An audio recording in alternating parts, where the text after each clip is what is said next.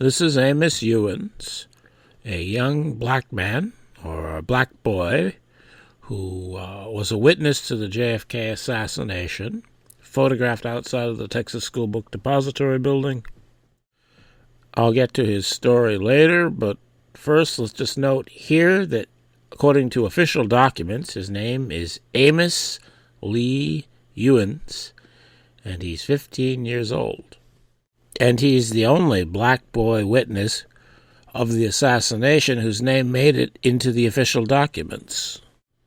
And now I'm going to play the first KRLD radio report from Dealey Plaza as obtained on David Fonpine's YouTube channel. And then the police officers found an 11-year-old colored boy named Eunice, that was his last name, who said that he looked up after the first shot and saw a colored man lean out of about the fourth floor window of the Texas School Book Depository building and fire 2 more shots. The police are now surrounding the area down here. Sirens are screaming. And evidently, police believe that the man who fired the shots is still in the Texas School Book Depository building at the corner of Elm and Houston in downtown. We return you now to our regular program. And I'll note here 2 differences between the official documents and this radio report. One is the name. The official story says this witness's name is Amos Euins, and the reporter, Jim Underwood, said that his name was Eunice, which is pretty close. And the official story says he's 15 years old, and James Underwood said he's 11 years old. Jim Underwood was interviewed by Mr. Ball, Joe Ball of the Warren Commission, and this is from that. Underwood says by that time there was one police officer there, and he was a 3-wheel motorcycle officer, and a little colored boy whose last name I remember as Eunice. So this is in 1964, and Underwood still remembers his name as Eunice. Euins? It may have been Euins. It was difficult to understand when he said his name. He was telling the motorcycle officer he had seen a colored man lean out of the window upstairs, and he had a rifle. He was telling this to the officer, and the officer took him over and put him in a squad car. By that time, motorcycle officers were arriving, homicide officers were arriving, and I went over and asked this boy if he had seen someone with a rifle, and he said, "Yes, sir." I said, "Were they white or black?" He said it was a colored man. I said, "Are you sure it was a colored man?" He said, "Yes, sir." And I asked him his name, and the only thing I could understand was that I thought his name was Eunice. Was he about 15? I couldn't tell his age. Looked to me to be younger. I would have expected him to be about 10 or 11 years old. And then Mr. Ball changes the topic. Now, I think it's interesting, for one, that Ball doesn't ask Underwood about his radio report.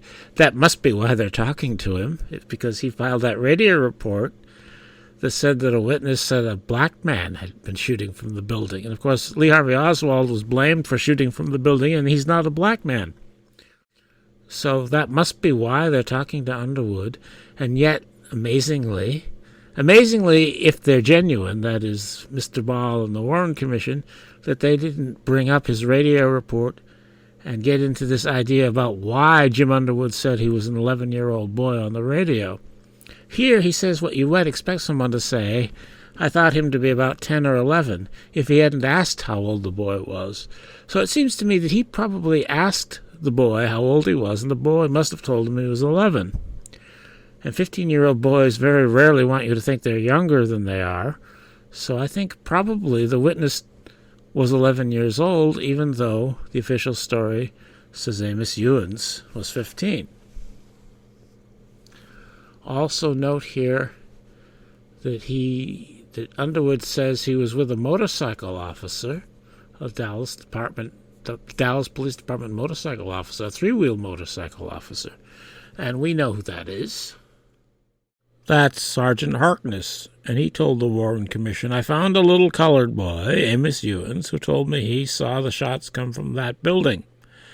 And after I took his name and address and put this information on the radio, I then took him on the back of my three-wheel motorcycle and put him in Inspector Sawyer's car.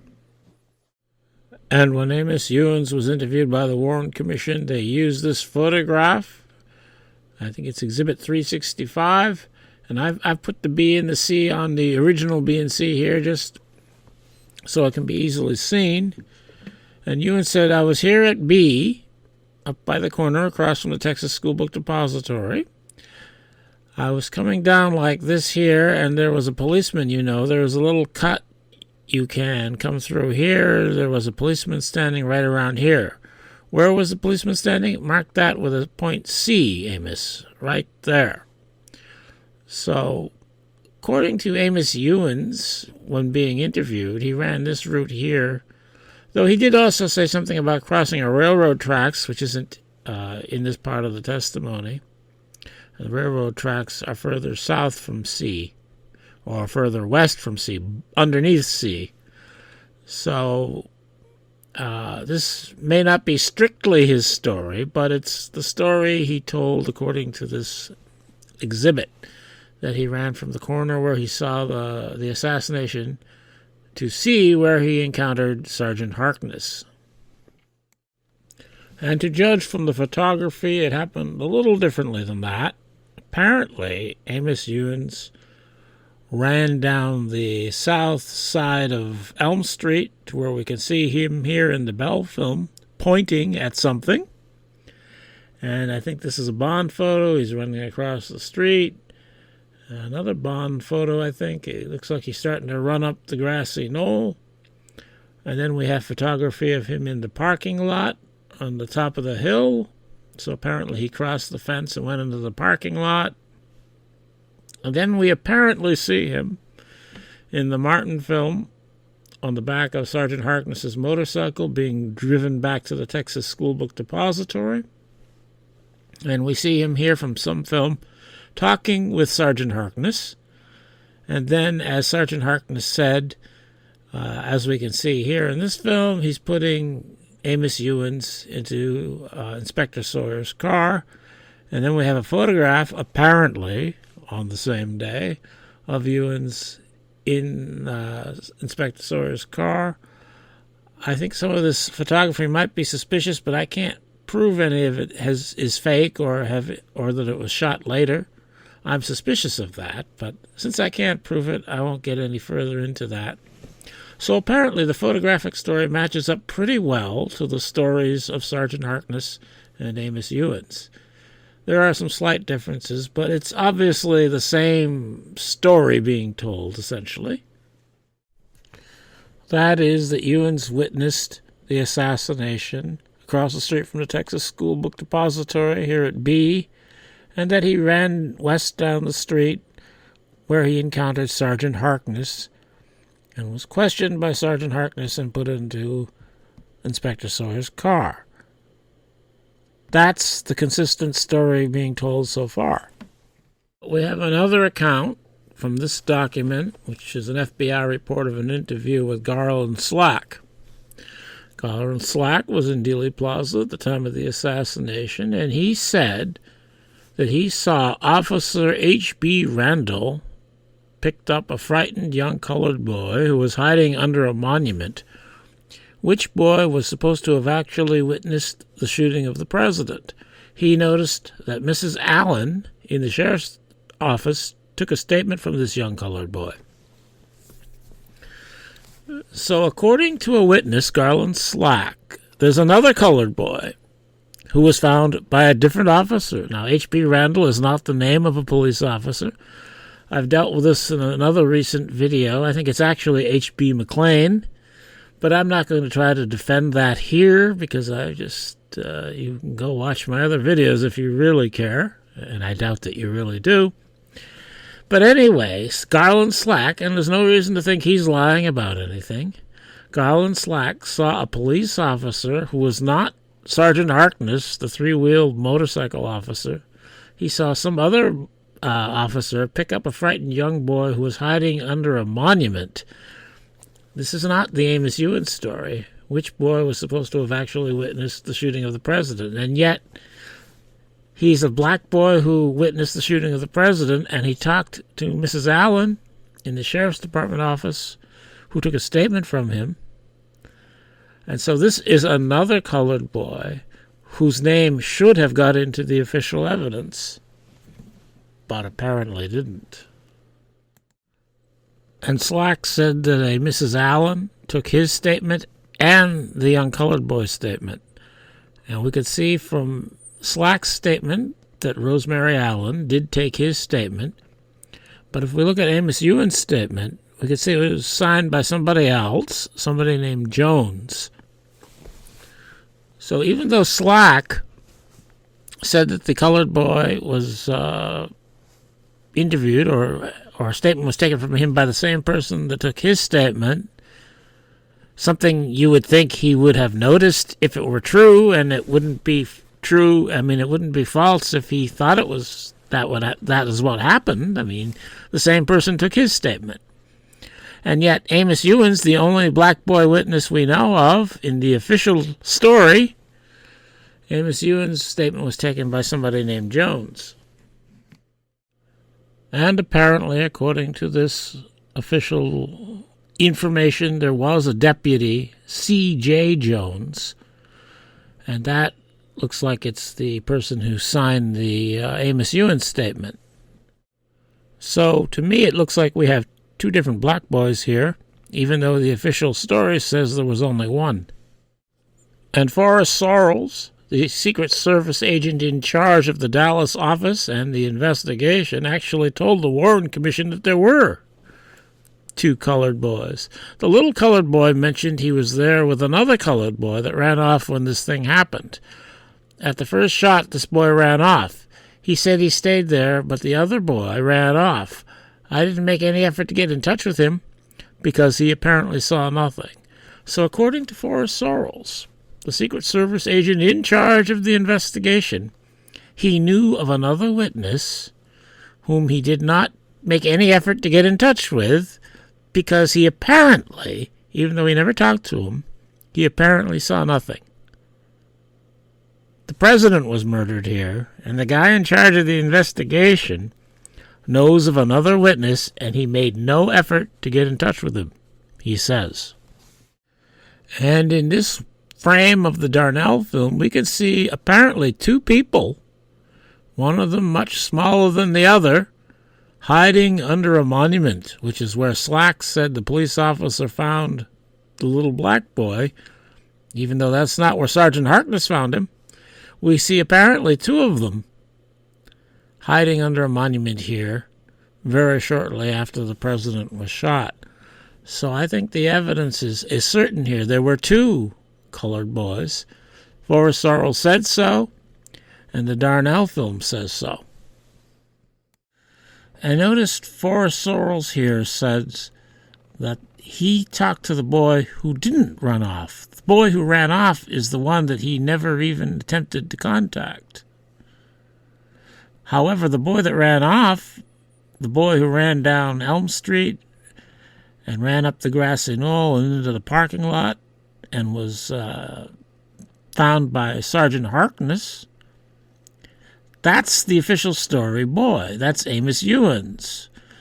But Forrest Sorrells says he didn't talk to that one. He talked to the one who didn't run off. And the one who didn't run off is the one that Garland Slack saw arrested by supposedly H.B. Randall. So something very strange is going on here. Forrest Sorrells is telling us, or telling the Warren Commission, that he talked to the boy who didn't run off, but that's not true. He talked to the boy who did run off. He kind of has to say that, I think, because he can't say he didn't talk to the boy who didn't run off. So I think it's pretty clear that Forrest Sorrells knows there's two of them. He talked to both of them, but he doesn't want us to know about one of them. And that means this is something interesting, something we have to figure out if we're going to know what happened. And I think the critical point here is that one of these boys actually said that the shooter was a black man. And of course the official story says Oswald is the shooter. So the official story cannot have a black man shooting, and one of these boys said that a black man was shooting. And then the police officers found an 11-year-old colored boy named Eunice, that was his last name, who said that he looked up after the first shot and saw a colored man lean out of about the fourth floor window of the Texas School Book Depository building and fire 2 more shots. So that's what's being hidden here, the fact that there was a witness who said that he saw a colored man, a black man, shooting from the Texas School Book Depository. So the way it looks to me is that we have an 11-year-old black boy who ran to the railroad yard. He was found by Sergeant Harkness.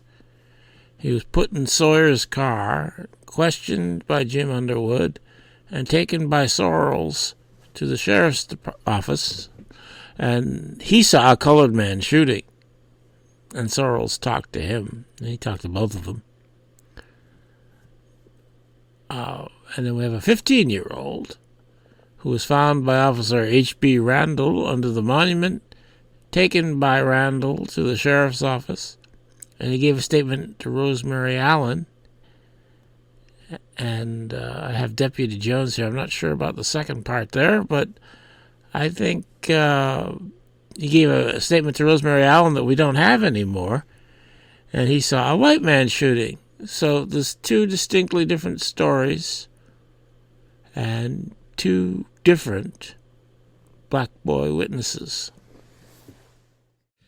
And now we have this Sheriff's Department document, which has the boy's name as Amos Euins, which is not Euins. And this gets me to thinking about what his real name is, or what their real names are, because there are 2 of them. And this reminds me of Forrest Sorrells' answer to the question from the Warren Commission lawyer Stern, what was the name of that young man? And Sorrells said, Euins, I believe it is, or pretty close to that. To me, this says that Forrest Sorrells knows that the name is not Euins, but that it sounds a bit like Euins. And when we see this document in the Sheriff's Department that says it's Euins, that makes me think that maybe the real name is Euins, because that's what was written down before Sorrells had shaped the story of this witness. And when I get curious about names in this case, I often turn to the Dallas City Directory of 1961. I originally started using the 1961 because the 1963 was not available. But also, it's kind of good in a way because 1961, I think, would predate any cover-up possibilities. That is, the information in the 1961 directory could not be part of any cover-up. You wouldn't have fake information in there to cover up the Kennedy assassination in the 1961 directory, is my reasoning there. And I found that there wasn't a single Euins in the book, and there wasn't a single Euins in the book. But there was an Euins, a Booker J. Euins. Of course, it doesn't say that he's a colored man here, but the name Booker is a pretty good bet, I think. And Booker is actually identified in World War II draft records as Booker T. J. Euins.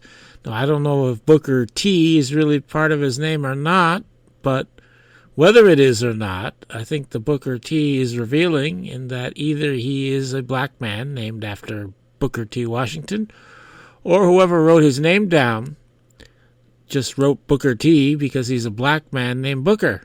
Either way, I think it's pretty clear this is a black man.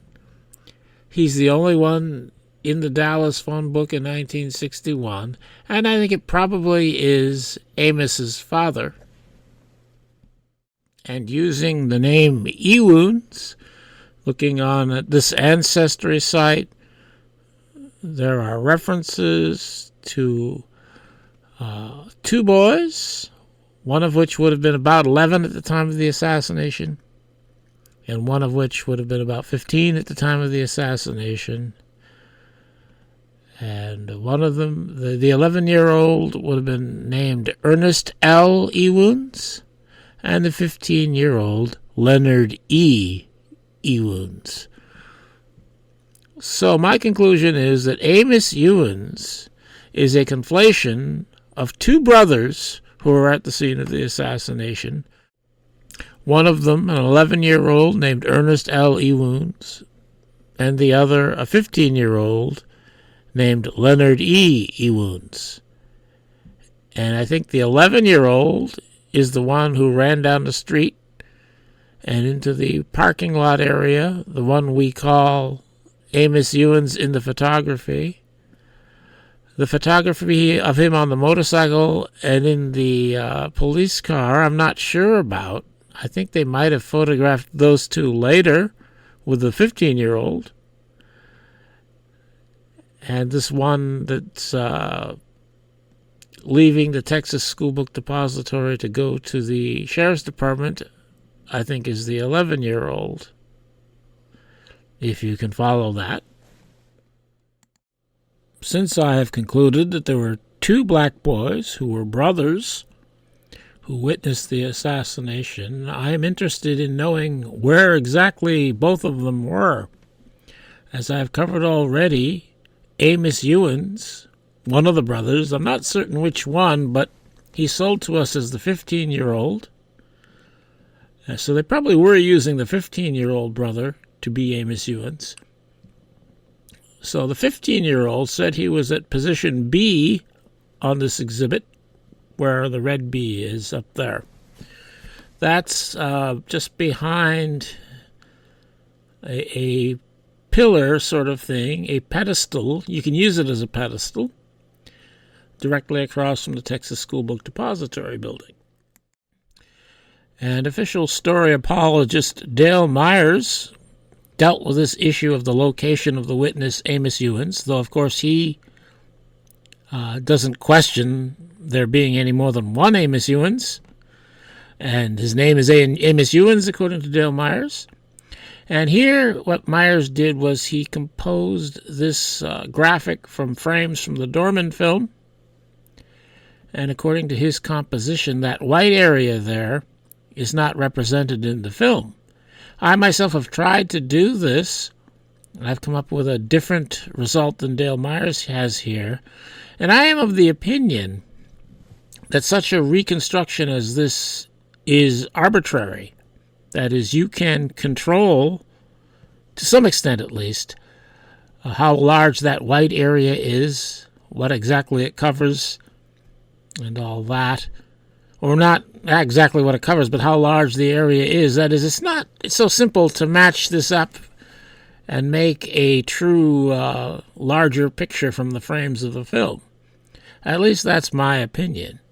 But Dale Myers did that here. And notice the white area is exactly the area that Amos Euins said he was in. And yet Dale Myers seems to conclude from this image that the witness was lying about his location.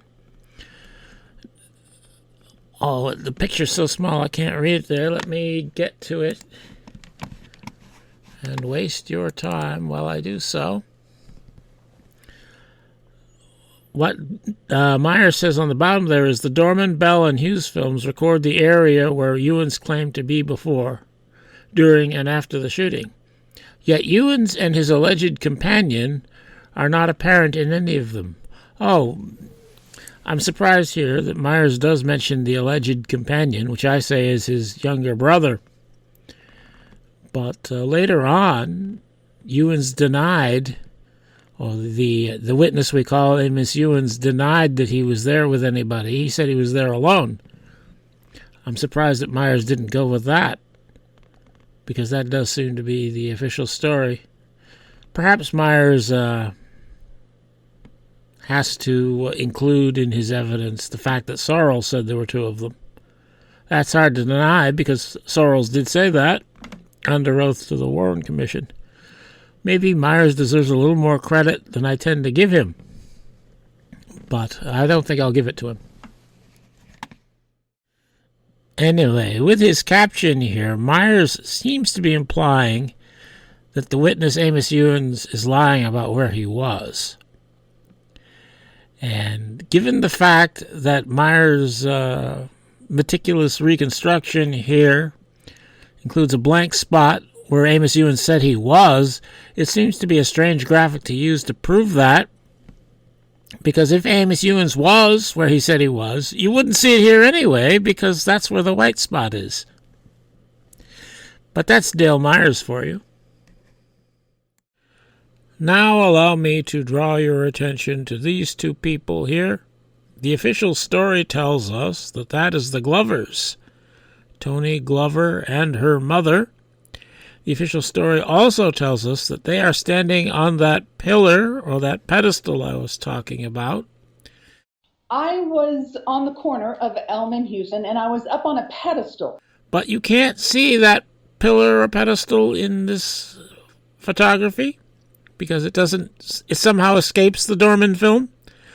And you could think, if you didn't know that pillar was there, that these two people are actually standing on the edge of the grass that you can see there. But if you thought that, you could go look at the Hughes film and you can see that Tony Glover apparently is standing there on the pedestal. Up on a pedestal.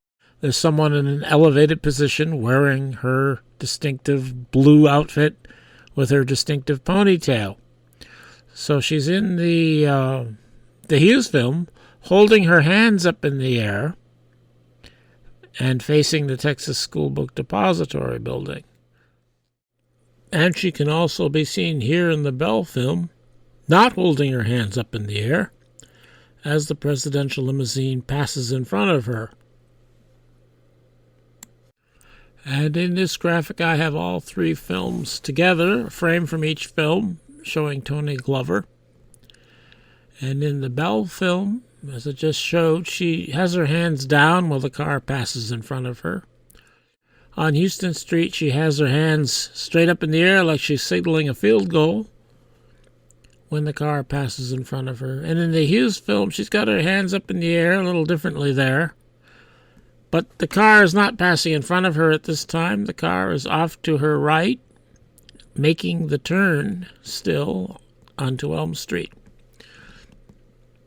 So these films all seem to be consistent with each other in that Tony Glover could have done what's being represented here. That is, by the time the car gets down to the corner to make the turn, she could have turned to face Elm Street. And by the time the car is in front of her in the Bell film, she could have put her arms down from where she had them in the Hughes film. There's nothing here to say for sure that these films have been altered. It's just that Tony Glover's behavior itself is a little inconsistent.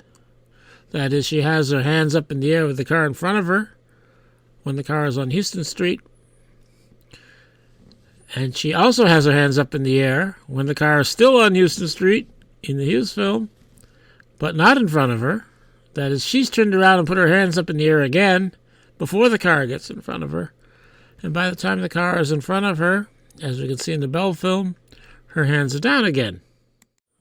So it looks funny that her hands are up in the air while JFK is way off to the right there, and they come down before he even approaches her.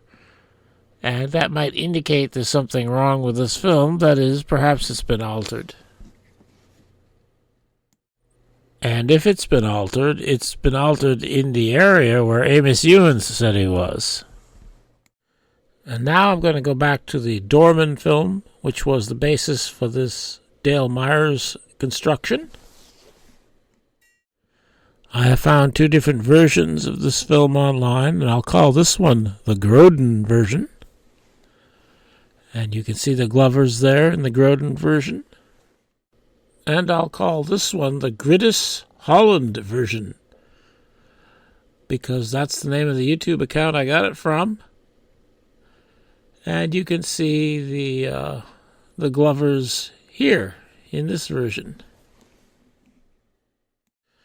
And I'll put the two side by side here for easy comparison of the Glovers in each, the Grodin and the Grittis Holland. And I have circled here on the left in the Grodin the bottom area where the feet of these people are supposed to be, though you can't see the feet. And there's a white thing there that does not appear in the Grittis Holland version. And I take it that that's supposed to be the top of that pedestal that Tony Glover was standing on. And there seems to be quite a difference with the legs of Tony Glover, the legs and feet of Tony Glover from one version to the other. In the Grittis Holland version on the right, it looks like Tony Glover's feet are on the grass. As you can see, grass beneath her feet. And on the Grodin version, of course, she's got these very high stockings, which you can see in the other films too. But you can't see stockings like that in the Grittis Holland film. In the Grittis Holland film, it looks as if she is standing on the grass. Her mother, her alleged mother, could be standing on that pedestal, but Tony Glover looks to be standing on the grass. So what I think this means is that this film, the Dorman film, was altered to make it seem possible that Tony Glover was standing on the pedestal, even though she was standing on the grass. And I think in the other films, in the Bell film and the Hughes film, she was actually inserted into the film through editing. So I think this has been faked to make it look as though Tony Glover was actually standing on the pedestal when she was really standing on the grass. And I was up on a pedestal. And I think the point of this faking is to hide the witness whom the official story calls Amos Euins, because that's where Amos Euins said he was, and where Dale Myers tried to find him and was unable to. He happens to be right in this area where the Glovers supposedly are. And now I'll go to the Martin film. There are people who will say that this is Amos Euins here, sitting on the other pedestal, as seen in the Martin film. And to clarify the situation, I'll show this photo from Dealey Plaza. Up until now, I've been talking about the Glovers on one pedestal. That's the pedestal on the right in this photograph. And now we're going to the other pedestal over there on the other side of the reflecting pool, the boy in the Martin film. And as we can see in the Martin film, this boy applauds the president as the president passes in front of him. And I think it's a reasonable conclusion that the boy we see in the Martin film is the same boy we see in the other photography identified as Amos Euins.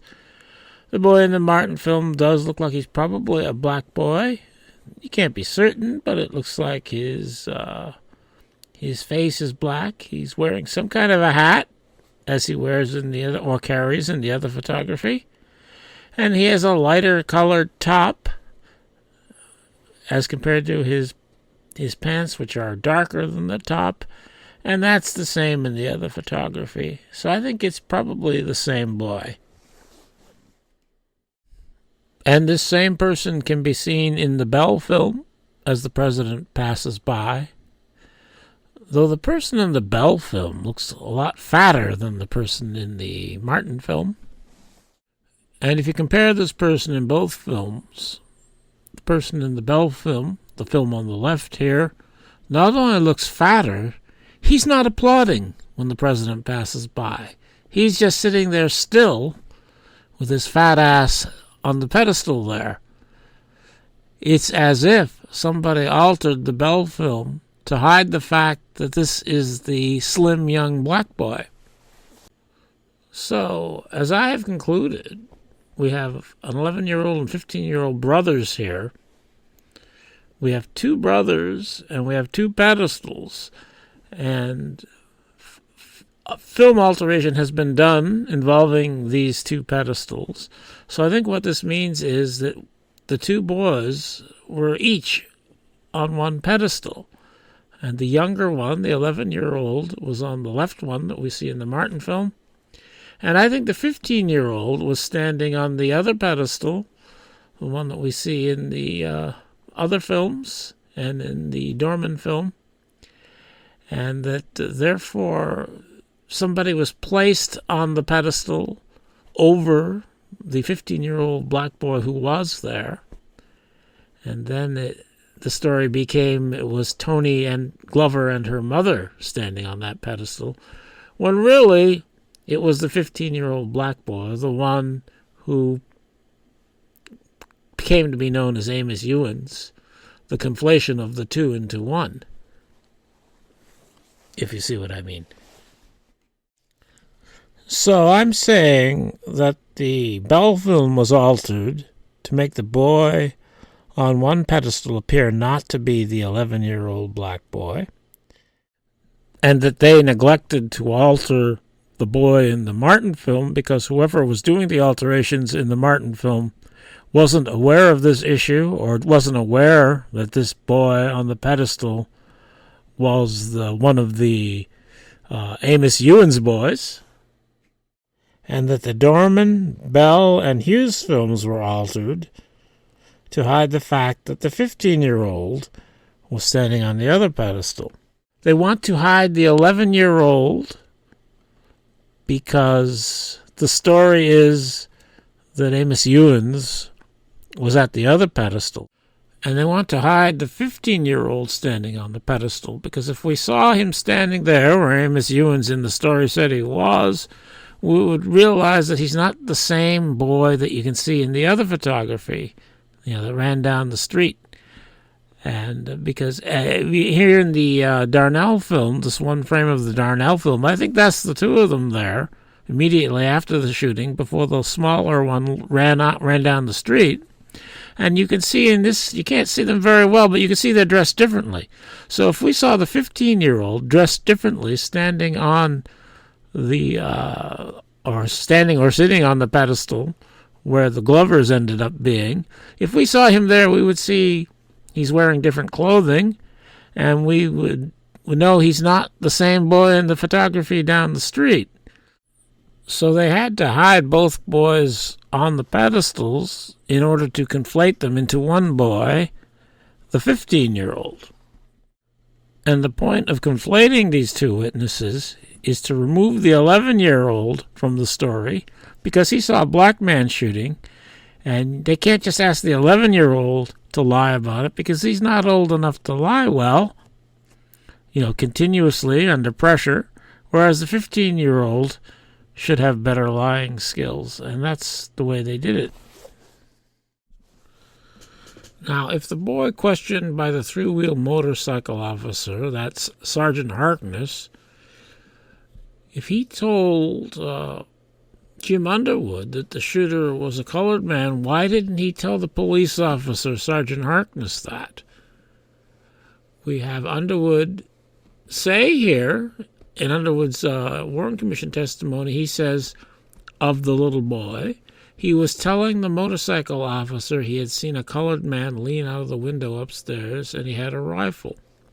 So Jim Underwood says that the witness was telling Sergeant Harkness that it was a colored man shooting. And yet, when Sergeant Harkness is interviewed by the Warren Commission's Mr. Bellin says, by the way, did your witness ever say whether the person he saw at the window was a white man or a Negro?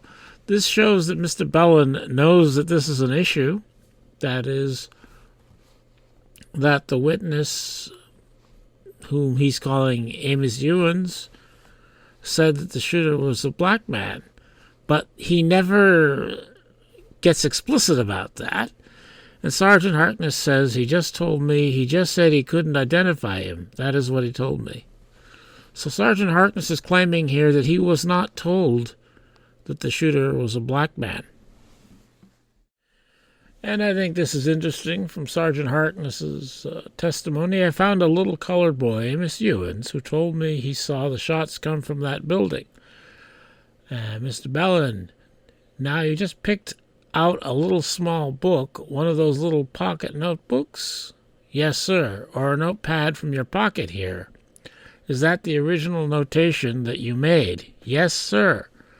So Sergeant Harkness has a little notebook in which he made a notation on the day of the assassination as to what the witness said.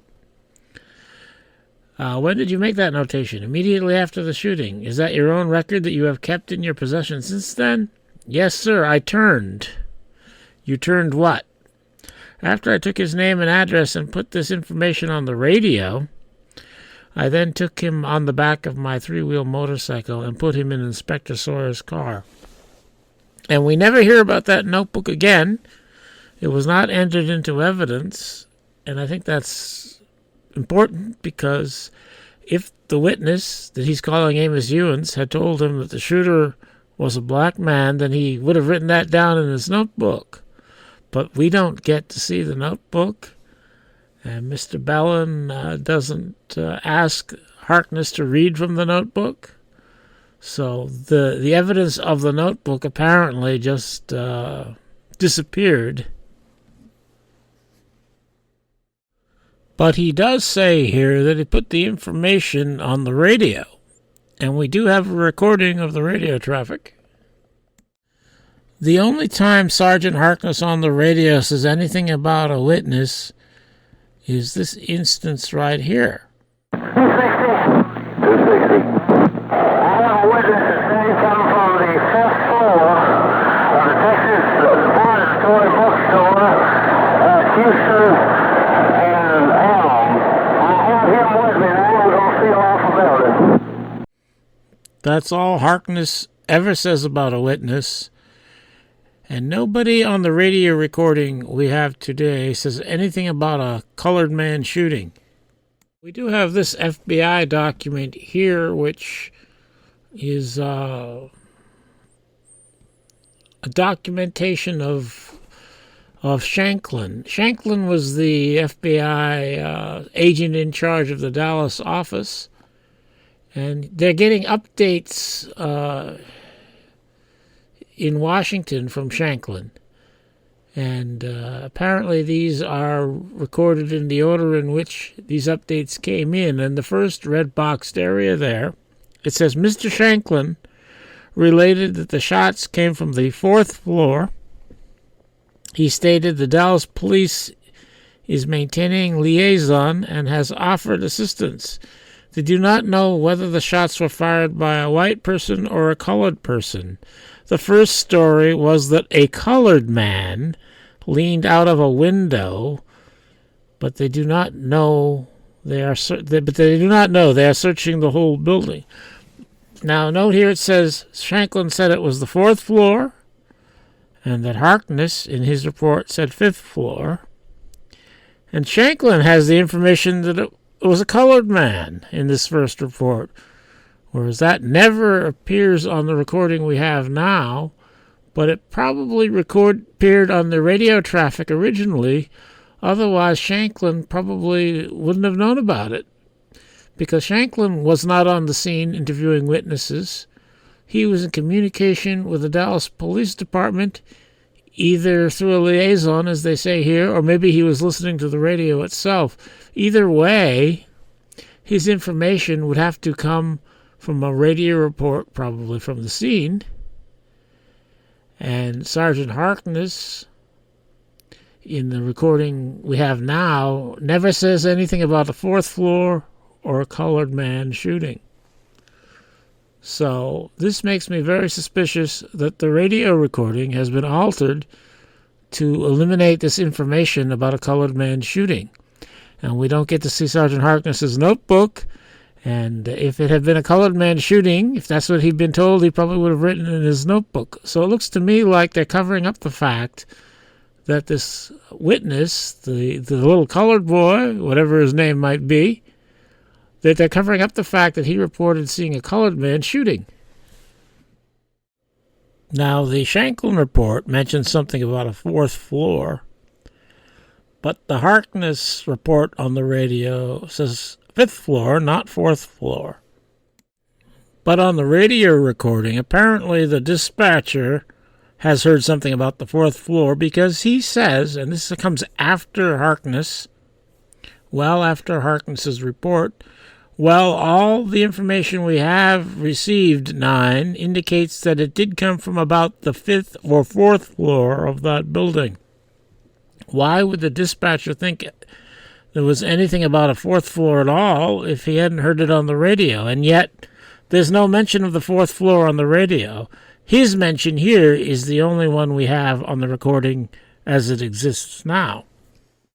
Now I have to introduce the Warner transcript. I'll start here. This is the 1980 document, FBI document, reporting an interview with Captain Bowles of the Dallas Police Department. He's talking about the recording of the radio traffic, or the recordings, and he says the original belts and discs containing recordings of radio transmissions at or about the time of the assassination of President Kennedy were provided to the FBI within a few days of that event. Several days later, an FBI agent returned the belts and discs to Captain Bowles personally, with the explanation that the FBI was experiencing difficulty in preparing a transcript of those recordings due to a lack of familiarity with the Dallas Police Department radio parlance and terminology. So Captain Bowles says that the FBI took the recordings in order to make their own transcript, but they had difficulty with it. Well, I have determined that the FBI did make a transcript. It's a very incomplete transcript. They obviously were having trouble hearing what was being said on the radio recording and knowing what to write down. But they did make a transcript. And that transcript is what I call the Warner transcript. And I'm using this document simply to establish that there was an FBI agent who called himself Special Agent Warner, who was involved with the case. The context of what is here I'm not going to get into at all. This is just to establish that there was a Special Agent Warner of the FBI. And I got my copy of the Warner transcript here from the Portal to Texas History. Now here they identify the creation information. They say it's the Dallas Police Department, as if the Dallas Police Department created this document. And this comes from, according to this, the Dallas Municipal Archives. So apparently this document was obtained through the Municipal Archives, and they got it from the Dallas Police Department, presumably. And it does say it's Dallas Police Department radio traffic on the top of the document. However, on one page of the document, we have this note from the transcriber, and the note says, This is Special Agent Warner. The previous recordings were the recordings of Police Channel number 2, and so on. So what this makes clear, what this indicates, is the transcriber of the tapes here, who made this transcript, or the recordings, they weren't tapes. The transcriber of the recordings who made this transcript is Special Agent Warner. And there is a Special Agent Warner of the FBI. And Captain Bowles told the FBI that the FBI took the recordings and then returned them after they had difficulty making a transcription. And so what it looks like to me is that the FBI provided the Dallas police with a copy of the transcript they had made, incomplete though it is, and that that has only survived because it went to the Municipal Archives, and I got it from the Portal to Dallas, the Portal to Texas History. So this is the Warner transcript, an FBI transcript that had been made before any of the Dallas police transcripts were made. So this is the earliest transcript we have. Its value, I think, is that it is the earliest transcript. It's not a particularly good transcript, but it's the earliest one, and I think alterations were made to the recording after this transcript was made. And that's why this transcript is valuable, because we can see some differences in this transcript from the later transcripts and from the recording we now have. That is, we might be able to identify alterations that were made to the recording after Special Agent Warner made his transcript and before the Dallas police made their transcripts, and before the recording we now have reached its final form. And I think we have such evidence of alteration here. At 12:36, according to the Warner transcript, fourth floor was spoken, and that's all he understood of the transmission. And here I've put the Warner transcript next to what I'm calling the McAdams transcript. The McAdams transcript is simply a transcript of the recording we now have. It's not perfect, but it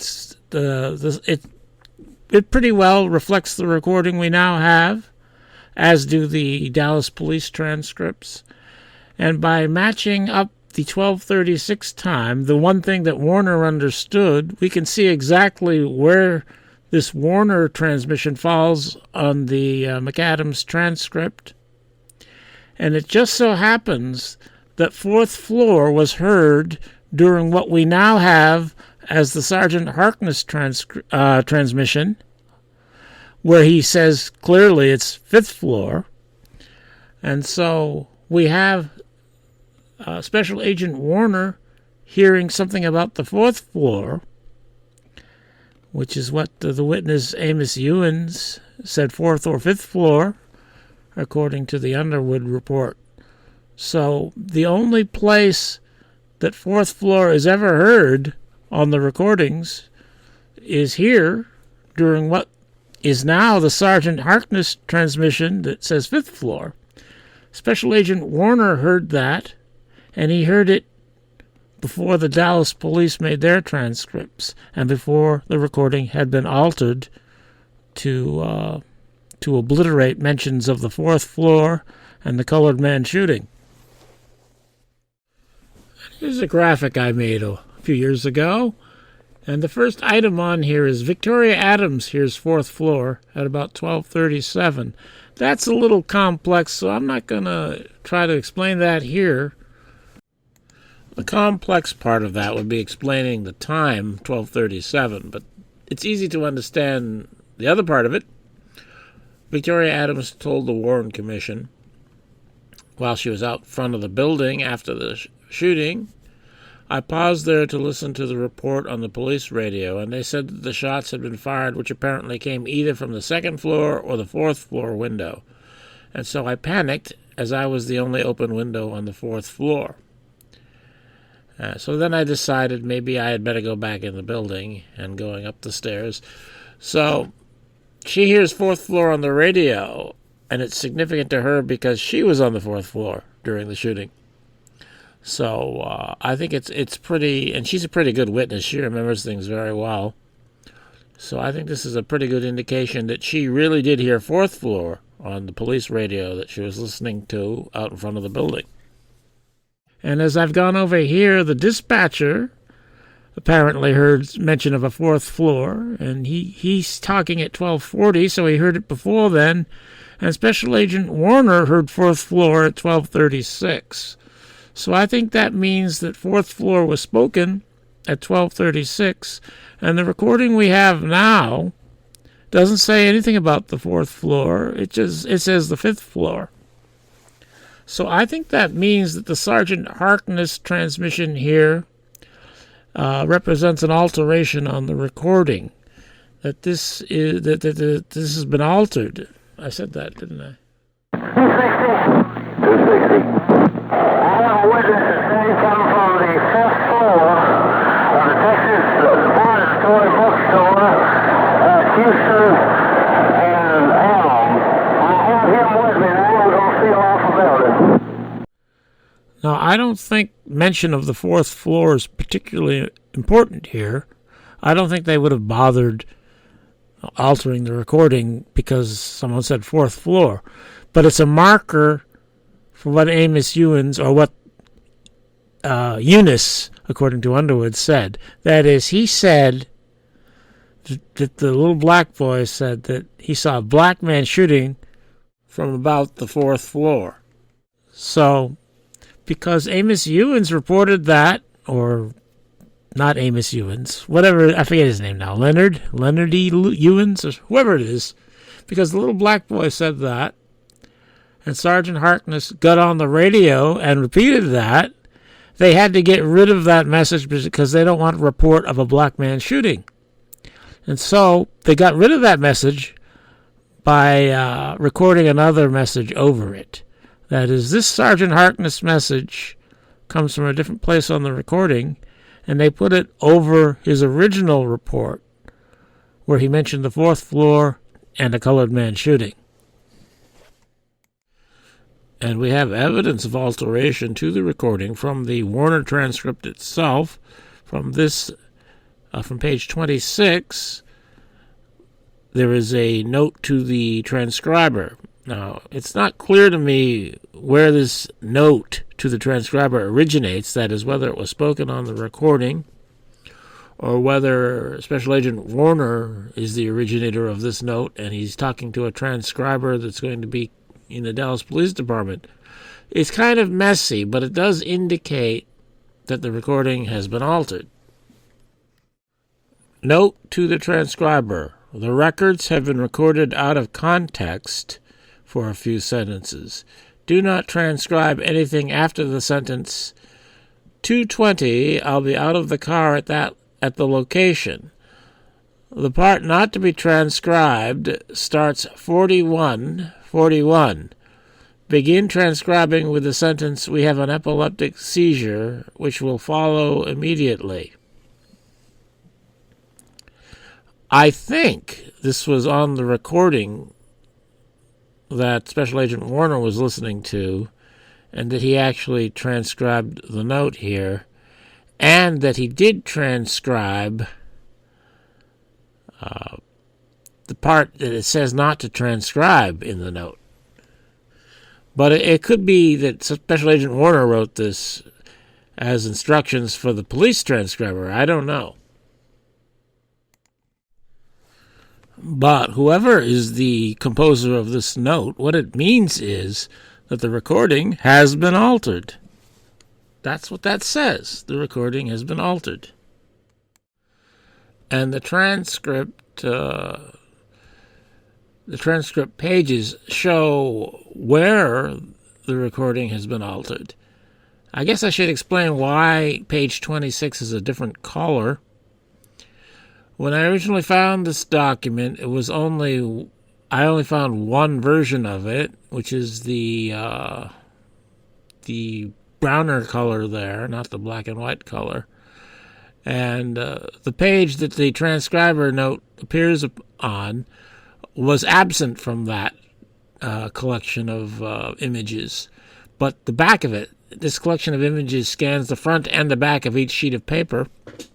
Except for page 26 where the transcriber note was, it only scanned the back of it. It had some other page on the front. So it's as if whoever scanned this and put it on the Portal to Texas History website did not want me to see page 26. But I read it through the back of the page, and that's the image I have here. And then later on I found out there was another version on the same site, the Portal to Texas History, which was not in color, but was the black and white images. And that had page 26, the front of it. So that's why page 26 appears as a different color from the others. And in this graphic here, it's actually the back of the page.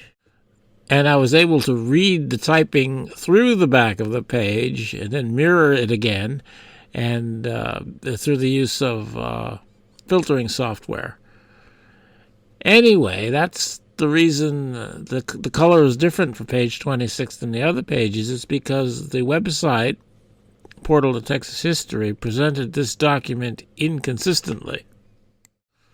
I don't want to get too granular here. It's kind of a tangent from the Amos Euins video.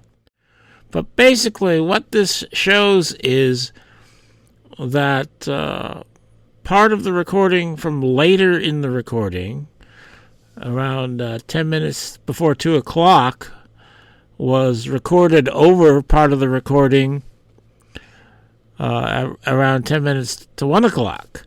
So from an hour later, approximately. And what it shows is that on page 27, it starts in the middle of a conversation between the dispatcher and Sergeant Harkness. So what it shows is that a transmission of Sergeant Harkness had been recorded over around 12:47. And I think probably the reason is because what we hear from Sergeant Harkness at 12:36 about his witness seeing something on the 5th floor was actually taken from this transmission a few minutes later, about 10 minutes later, that has been recorded over. We can't hear. See, if they did that, they would have to record over the transmission they used at 12:36, because we can't hear the same transmission twice on the same recording. So what this indicates is that, or what this suggests is that they used part of this Sergeant Harkness transmission that we see on page 27. They used part of that to make it an earlier transmission, which mentions the 5th floor, and they recorded over the transmission that mentioned the 4th floor and the colored shooter. If you can follow that. I don't think I'll get into that in any more detail in this video. So I think what we hear from Sergeant Harkness here at 12:36, when he talks about the 5th floor, actually comes from a later transmission of his that was recorded over, and they used that part of his later transmission to record over his original transmission here. The original transmission here presumably said that his witness saw a colored man shooting from the 4th floor. That's what I think this all means. And the point of this all was to hide the fact that the witness said that he saw a colored man shooting from the building.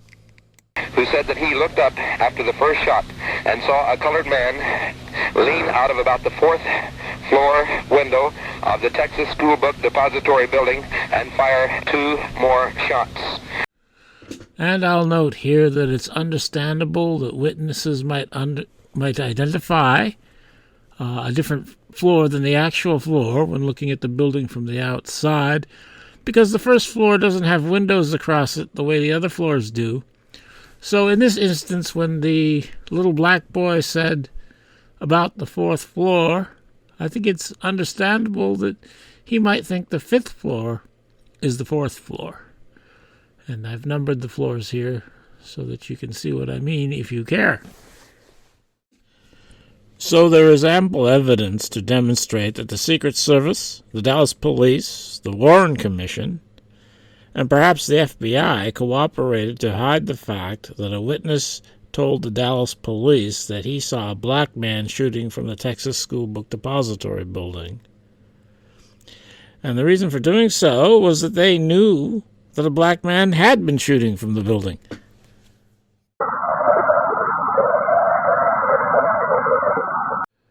And we wouldn't have known any of this if it hadn't been for Jim Underwood and his radio report. And I never would have heard of Jim Underwood's radio report had I not read this on Pat Spear's webpage, and went on to find the actual report or recording of it on David Von Pine's webpage. Though I don't know if either one of them are glad that I did. Okay, I guess that just about does it. There were 2 black boys, one of whom told the authorities that a black man had been shooting from the building.